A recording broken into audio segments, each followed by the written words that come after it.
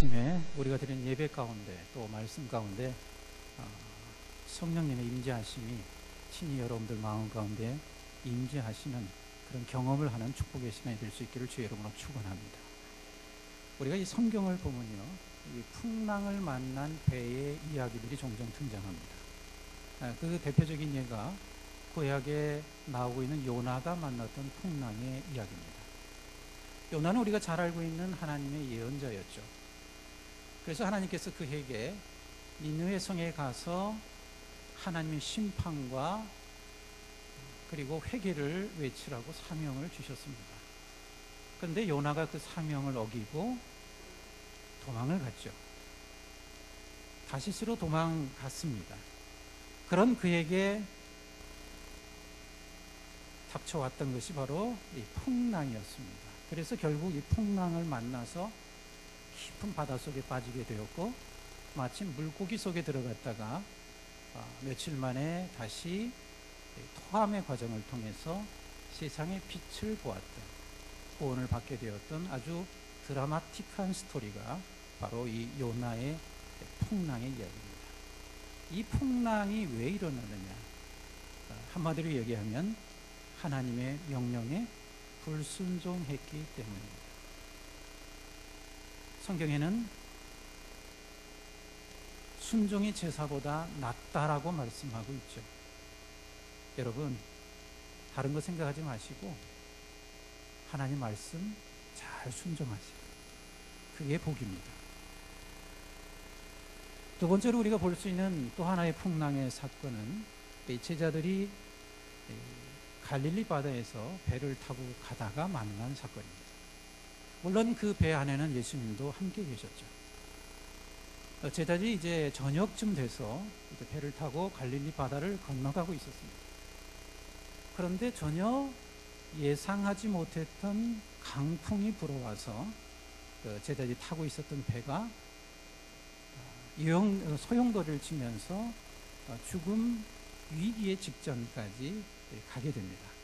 그래서 두려워하고 있었던 이 제자들이 결국은 주무시고 계시던 예수님을 깨워서 예수님에 의해서 그 배가, 그 물결이 잠잠하게 되었던 그러한 이야기가 바로 제자들의 풍랑을 만났던 사건입니다.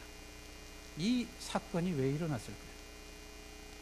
성경에는 구체적으로 얘기되고 있지 않지만 이 풍랑은 전혀 예측하지 못했던 풍랑이었다는 것입니다.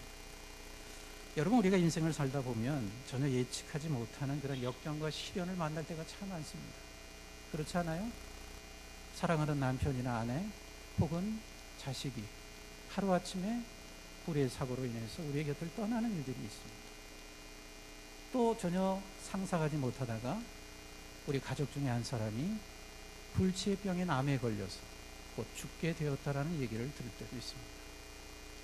또 그렇게 믿었는데 그 믿었던 사람이 나를 배반하는 일도 종종 있습니다. 그리고 날마다 눈물 흘리면서 새벽 제단을 쌓으면서 하나님 앞에 기도하면서 시작했던 사업이 하루아침에 무너지는 경우들도 종종 있습니다. 그럴 때마다 우리가 찾아오는 게 뭐예요? 좌절감, 상실감, 이런 게 우리에게 찾아오고 있잖아요. 그러나 여러분, 우리가 분명히 기억해야 할 아주 중요한 사실 한 가지가 있습니다. 그것은 뭐냐면, 비록 우리의 인생의 배가 이런 폭풍 같은 역경을 만났다 할지라도, 생명의 죽음의 위기의 직전까지 간다 할지라도 우리 주님이 함께 하시면 우리가 살 수 있다는 것이죠. 얼마나 큰 축복인 줄 몰라요. 여러분, 한번 생각해 보세요. 우리가 이 땅을 살아가면서 우리에게 예수님이 없었다면 우리가 어떻게 이 땅을 살아가겠어요? 여러분, 어떤 희망과 소망을 가지고 이 땅을 살아갈 수 있겠습니까? 그런데 우리에게 누가 있습니까? 바로 예수님이 있다는 거예요. 우리 주님이 있기 때문에, 주님이 나와 함께 하기 때문에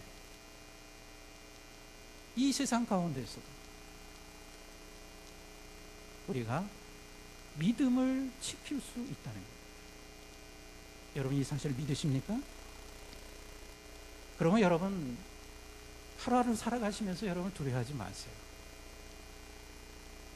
제자들의 부르짖음을 듣고 그 풍랑을 잠잠케 하셨던 우리 주님께서 오늘 여러분들의 모든 문제를 잠잠케 해 주실 줄로 믿습니다. 여러분의 인생이, 우리의 인생이 마지막 그 종착 지점인 그 하늘나라에 도착할 때까지 우리 주님께서는 여러분들의 인생의 여정을 지켜주실 것입니다. 우리는 이 사실을 믿으며 살아가야 돼요. 우리가 성경에서 볼 수 있는 또 하나의 풍랑 사건이 바로 오늘 여러분들과 함께 읽어봤던 본문의 사건입니다. 이 얘기는 간단하게 설명하면 이런 얘기죠. 사도 바울이 이 죄수의 몸으로 로마로 이동을 하고 있었습니다. 그래서 배를 타고 지중해를 건너가고 있었죠. 그런데 그 과정 속에서 풍랑을 만나게 됩니다. 이것을 성경에서는 유라굴라 폭풍이라고 언급을 하고 있죠. 그런데 이 격심한 풍랑이 그저 몇 시간 아니 하루 이틀이 아니라 무려 14일 동안 진행이 되었더라고 우리에게 말씀을 하고 있죠. 27절에 보면 열 나흘째 되는 날 이렇게 얘기하고 있어요. 그러니까 이 풍랑이 시작해서 계속적으로 14일째 이 일들이 진행되고 있다는 얘기죠. 여러분 한번 생각해 보세요. 하루 이틀도 아니고 무려 14일 동안 이 풍랑 속에서 내가 있다고 한번 생각해 보세요. 그 배 안에 내가 있다고 생각해 보세요. 아마 여러분들 그 마음이 아마 두렵고 공포 그 자체였을 것입니다. 아마 배를 타고 이런 경험을 해보지 못한 분들은 이 고통을 잘 모르실 거예요. 제가 옛날에 그 신학교 다닐 때에 남해안에 있는 여러 그 섬들을 방문해서 사역을 도왔던 일들이 있습니다. 그때 이제 신학교의 학부생들과 함께 한 10명 정도 팀을 짜가지고 이 섬들을 방문해서 교회가 없는 지역에는 교회를 개척하고 또 교회가 있는 지역에는 가서 여름 성경학교를 해주면서 그 교회를 도왔던 적이 있어요. 그래서 어느 날 이제 그 10명의 팀이 이 통영에 있는 그 항구에서 배를 타고 이제 섬으로 이동을 했습니다. 그날 그 날씨가 좀 흐렸지만은 그리고 물결이 조금 높았지만은 이 선장의 말은 뭐 갈 수 있다는 거예요. 그래서 뭐 그 배에 우리가 이제 몸을 의탁해서 그 배를 타고 이제 그 섬으로 출발을 했습니다. 그런데 이 육지를 이제 벗어나서 이제 바다 한가운데로 이 배가 가고 있는데 갑자기 이 성경의 말씀처럼 강한 바람이 불더니 이제 풍랑 같은 것들이 일어나면서 이 배가, 우리가 탔던 배가 그냥 뒤집어질 뻔한 그런 위험한 상황이 돌아왔어요. 아마 그 순간에는 정말 아무것도 생각이 나지 않았습니다. 그리고 배 안에는 온통 아수라장이었어요. 왜냐하면 이 배가 뭐 요동치니까 그 안에 있던 모든 물건들이 뭐 이리저리 왔다 가면서 그냥 아비규환이었습니다. 그리고 그 안에 있었던 그 많은 대원들이 우리 함께 기도합시다라고 얘기를 하지 않았는데도 그냥 붙들고 있는 그 지점에서 그냥 모두 통성기도를 하는 거예요. 물론 저도 그 통성기도를 했습니다. 그때 제가 느낀 것은요, 이 간절한 기도는 이 죽음 위기 직전 앞에 있어야 정말 하나님 앞에 우리가 간절한 기도를 하는구나 하는 것을 제가 느꼈어요. 여러분, 우리가 기도는요, 이런 심정으로 하나님께 기도해야 돼요. 그래야 하나님께서 우리의 간절한 기도를 들어주시는 것입니다. 뭐 이런 그 과정 속에서 한 20분 정도 사실은 시간이 지났습니다. 그랬더니 이제 좀 잠잠해져서 사실은 그 지점을 통과해서 저희들 목적지인 섬에 도착을 해서 일을 마친 적이 있습니다. 여러분, 오늘 본문에 이 바울이 만났던 풍랑 14일이라고 하는 것은 단순히 몇 시간, 며칠이 아니라 14일이라고 하는 의미는 정말 그 안에 있었던 사람의 입장에서는 정말 공포 그 자체였다는 것입니다. 그렇다면 여러분, 우리가 여기서 한 가지 이런 질문을 해볼 수 있어요. 왜 사도 바울이 탔던 이 배가 풍랑을 만나게 되었느냐 하는 것입니다. 앞서 말씀드린 대로 이 요나의 경우는 어떻게 보면 불순종의 결과였습니다. 또 제자들의 경우는 전혀 예측할 수 없었던 풍랑의 결과였어요. 그렇다면 오늘 이 본문의 바울이 경험했던 이 풍랑은 왜 일어났느냐 하는 것입니다. 결론적으로 얘기하면 그들이 이 풍랑을 만났던 이유는 하나님의 말씀을 믿지 않았기 때문에 일어났다는 것입니다. 여러분, 사실 이 바울이 타던 이 배는요, 이 풍랑을 피할 수도 있었어요. 왜냐하면 이 바울이 이 배가 출항하기 직전에 이미 사람들에게 예측하고 경고를 했잖아요. 이 항해는 너무 위험합니다. 이 항해에서는 이 배뿐만 아니라 우리 생명도 위험할 것입니다. 그러니까 이 항해를 하지 마십시오라고 바울이 이미 경고를 했어요. 본문 10절의 말씀을 보겠습니다. 10절에 보니까 이렇게 말씀하고 있죠. 말하되 여러분이요, 내가 보니 이번 항해가 하물과 배만 아니라 우리 생명에도 타격과 많은 손해를 끼치리라 하되 라고 했어요. 무슨 말입니까? 바울이 이미 예측을 하고 이번 항해는 너무너무 위험합니다. 그러니까 항해하지 마십시오라고 얘기했다는 얘기예요. 그런데 결과는 어떻게 됐습니까? 이 바울의 말을 무시해버렸잖아요. 11절 이어지는 말씀 보겠습니다. 백부장이 선장과 선주의 말을 바울의 말보다 더 믿더라 그랬어요. 문제는 바로 여기에 있었던 것이죠. 바울이 그처럼 외쳤던 이 항해는 너무너무 위험합니다라고 얘기했음에도 불구하고 사람들은 바울의 말보다 선장과 선주의 말을 믿었다는 것입니다. 다시 말해서 그들은 하나님의 말씀보다 사람들의 이성과 경험과 노하우를 믿었다는 거예요. 그래서 풍랑을 만나게 되었다는 것이죠. 사실 우리가 신앙생활하면서 늘 부딪히는 문제가 바로 이 말씀에 대한 믿음의 문제 같아요. 여러분, 우리가 분명히 알고 있습니다. 하나님의 말씀에는 분명히 능력이 있다는 사실을 우리는 알고 있어요. 하나님께서 말씀하신 그것은 반드시 이루어진다는 사실을 우리는 알고 있어요. 그런데 문제는 그렇게 알고 있으면서도 실제 우리의 삶의 모습을 보면은 하나님의 약속의 말씀을 믿고 확신하고 살아가는 것이 아니라 항상 그 중심에 내가 서 있다는 것입니다. 말씀을 중요하게 생각하지 않아요. 그게 내 삶의 중심이 되지 않아요. 말씀에 감동이 없어요. 그러다 보니까 어떤 일을 해도, 심지어 그것이 하나님 일임에도 불구하고 하나님의 약속의 말씀을 믿고 확신하고 그 일을 행하는 것이 아니라 늘 우리의 경험들, 우리의 판단, 우리의 능력들로 그 일들을 행한다는 것입니다. 여러분, 이것은 믿음이 아니에요. 이것은 자기 만족에 불과한 것입니다. 그러다 보니까 자꾸 일을 해도 실망이 생기고 불평과 원망이 내 안에서 자꾸 일어나는 거예요. 여러분, 결코 후회하는 삶을 살지 마십시오. 이 땅을 살아가면서 하나님 말씀보다 자기 능력을 믿다가, 자기의 경험을 믿다가 밑바닥까지 떨어지는 인생 되지 마세요. 하나님께서 말씀하신 그대로 믿고 살아가는 여러분이 되시기를 주의 이름으로 축원합니다. 결국 이 폭풍을 만나고 나서야 비로소 사람들의 생각이 달라지기 시작한 것입니다. 그들 태도가 달라졌어요. 처음에는 바울의 말을 무시했던 사람들인데 이제는 바울의 말을 점점 믿기 시작했다는 거예요. 22절의 말씀 한번 다시 보겠습니다. 보면 22절에 보니까 이렇게 말씀하고 있죠. 내가 너희를 권하노니 이제는 안심하라. 너희 중 아무도 생명에는 아무런 손상이 없겠고 오직 배뿐이라. 이렇게 얘기했어요.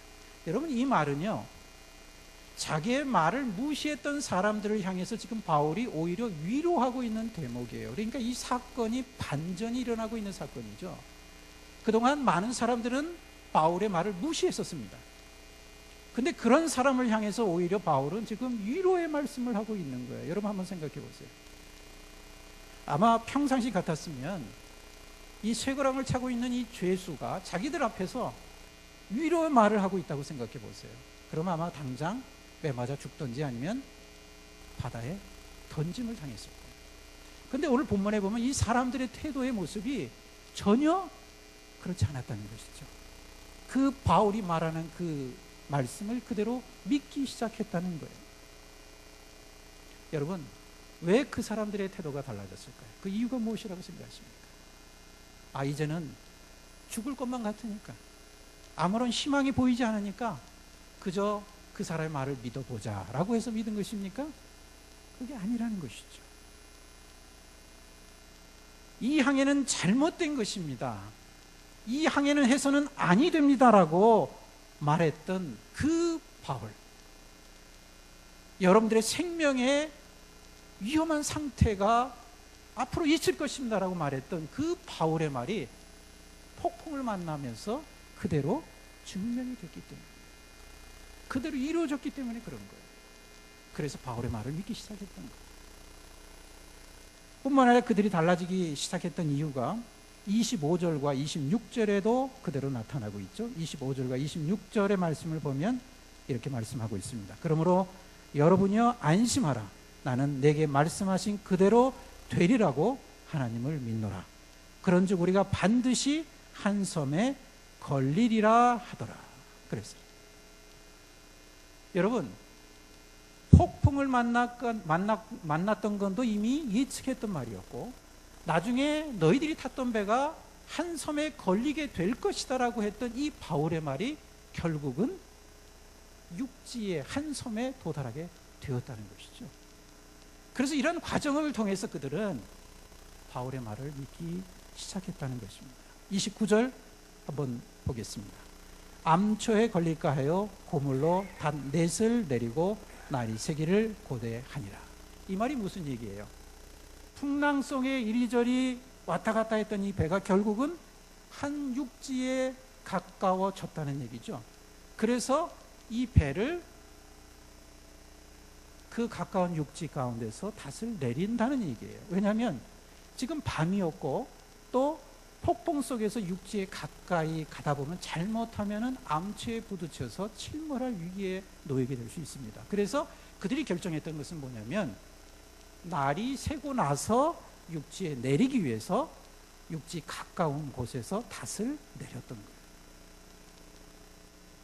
여러분, 오늘 본문 말씀이 우리에게 주고 있는 첫 번째 교훈이 뭐냐면, 하나님께서 말씀하신 것은 반드시 이루어진다는 사실입니다.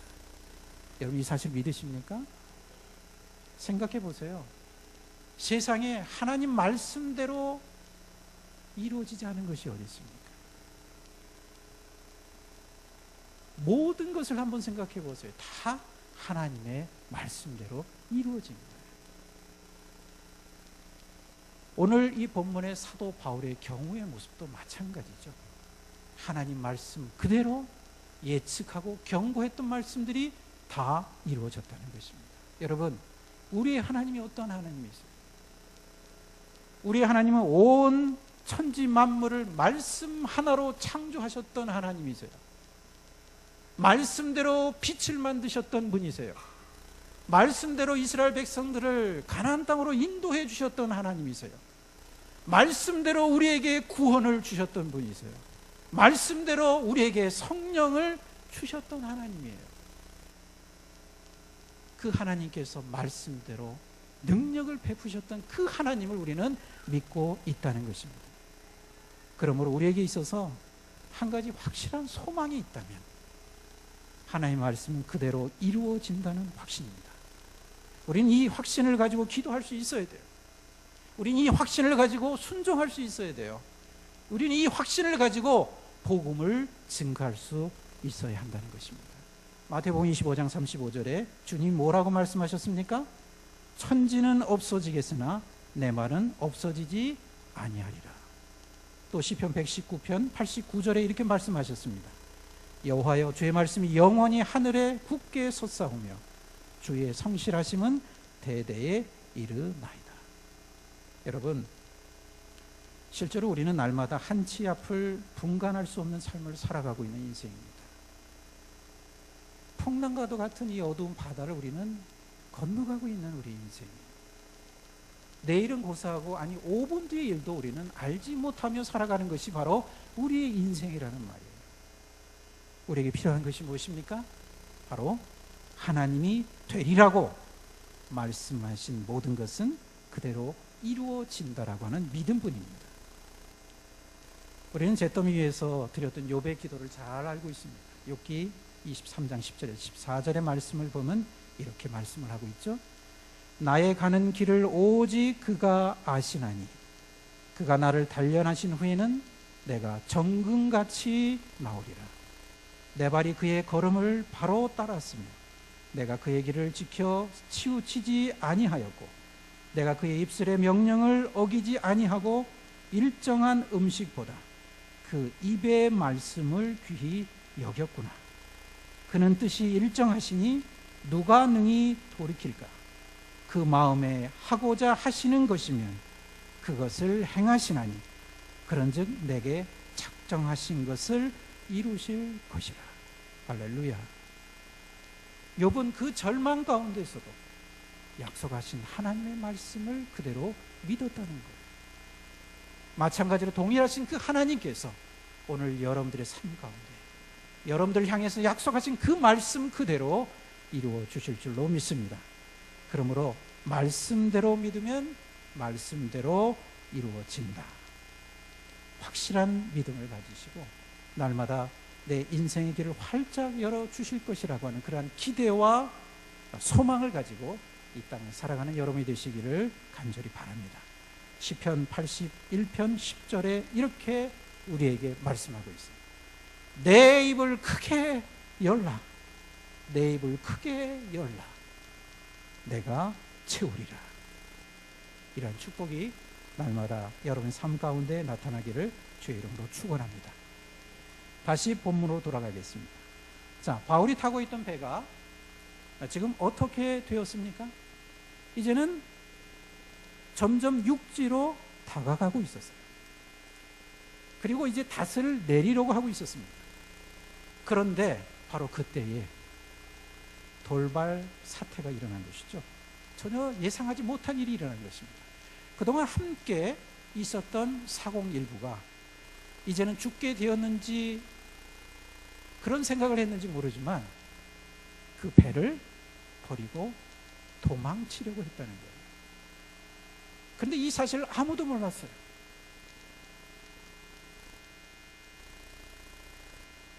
자, 30절의 말씀을 한번 보겠습니다. 사공들이 도망하고자 하여 이 물에서 닷을 내리는 채 하고 거룻배를 바다에 내려 놓거늘 그랬습니다. 여러분 무슨 말입니까? 그들은 이제 배의 앞부분에서 닷을 내리는 채 하면서 무슨 행동을 하고 있어요? 옆에 있던 거룻배 그 줄을 내리잖아요. 거룻배는 오늘날 말하는 거예요. 구명보트예요.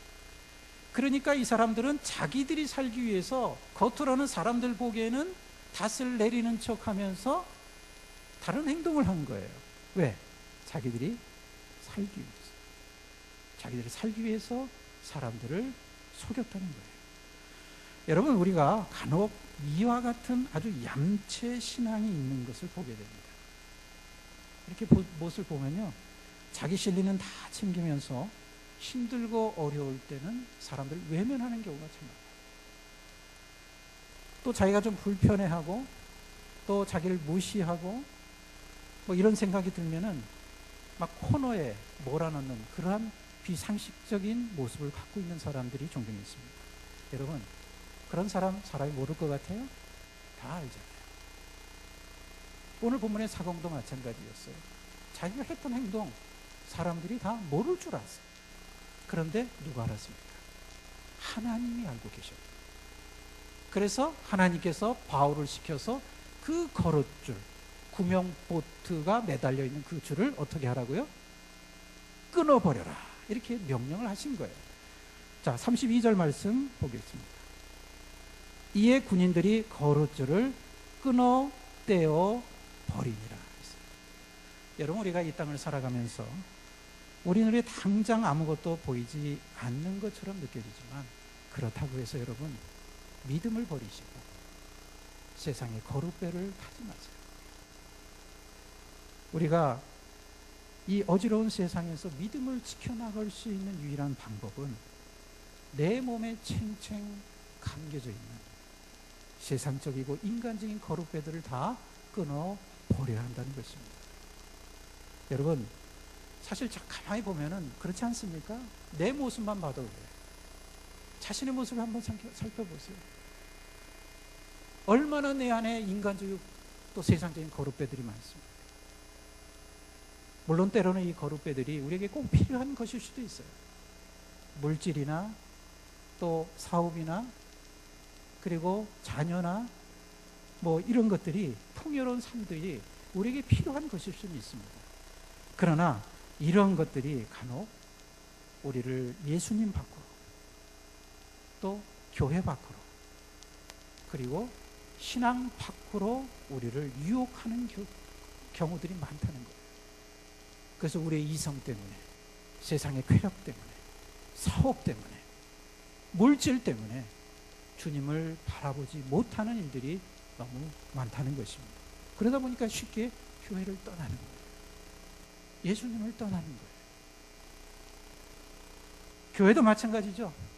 언제부터인지 모르지만 성결해야 될 하나님의 교회가 하나님의 교회의 능력들을 점점 잃어버려 가고 있어요. 여러분, 왜 그렇다고 생각하십니까? 이유가 뭐예요? 곰곰이 생각해 보면 그 이유는 교회 안에 너무나도 많은 인간적이고 세상적인 거룩배들이 많다는 거예요. 온갖 외적으로 보여지는 것. 너무 집중하잖아요. 또 교회의 자랑이 예수 그리스도의 능력이나 복음의 능력에 있는 것이 아니라 자꾸 인간적인 바벨탑을 쌓아가고 있잖아요. 이렇게 보면요, 교회들이 온갖 프로그램으로 지탱하는 것 같은 느낌을 받을 정도로 요즘은요, 한국 교회가 다 프로그램. 아주 프로그램의 홍수 시대를 맞이하고 있는 것 같아요. 그러다 보니까 어떻습니까? 교회들이 자꾸 능력을 상실해버려요. 본질을 상실해버리는 거예요. 하나님의 역사가 나타나지 않는 거예요. 성령의 능력이 나타나지 않는 거예요. 여러분, 성경은 분명히 우리에게 말씀하고 있습니다. 거룩줄을 끊어버려라. 세상적인 생각들을 끊어버려라. 세상을 향한 발걸음을 끊어버려라. 오직 예수 그리스도만 바라보라. 이것이 오늘 우리에게 명령하고 있는 하나님의 말씀입니다. 성경은 믿음과 교회와 예수님을 떠난 사람들을 향해서 어떻게 말씀하고 있습니까? 디모데전서 6장 9절에서 10절에 이렇게 말씀하고 있습니다. 구하려 하는 자들은 시험과 올무와 여러 가지 어리석고 해로운 정욕에 떨어지나니 곧 사람으로 침륜과 멸망에 빠지게 하는 것이라. 돈을 사랑함이 일만하게 뿌리가 되나니 이것을 탐하는 자들은 미혹을 받아 믿음에서 떠나 많은 근심으로써 자기를 찔렀도다. 여러분, 우리의 삶에 있어서 믿음을 방해하고 기도를 방해하고 순종을 방해하고 헌신을 방해하는 이 세상의 모든 거룩주들을 끊어버리는 여러분이 되시기를 바랍니다. 그런데 여러분, 오늘 본문의 말씀을 보십시오. 그들이 이 거룩배만을 포기한 것이 아니었다는 거예요. 이 폭풍 속에서 배가 육지에 가까이 가기 위해서 필요한 또 하나의 조치가 뭐냐면 배가 가벼워져야 한다는 거예요. 왜냐하면 배가 무거우면요, 이 폭풍 속에서 자꾸 밀려서 이 암초에 부딪혀서 침몰할 위기에 있어요. 그래서 가능하면 배에 있는 모든 물건을 다 내버려야 됩니다. 그런데 오늘 본문에 보니까 그들이 배에 있는 모든 것들을 버렸다는 거예요. 심지어 먹을 양식까지 다 내버렸다는 것이죠. 38절의 말씀 보겠습니다.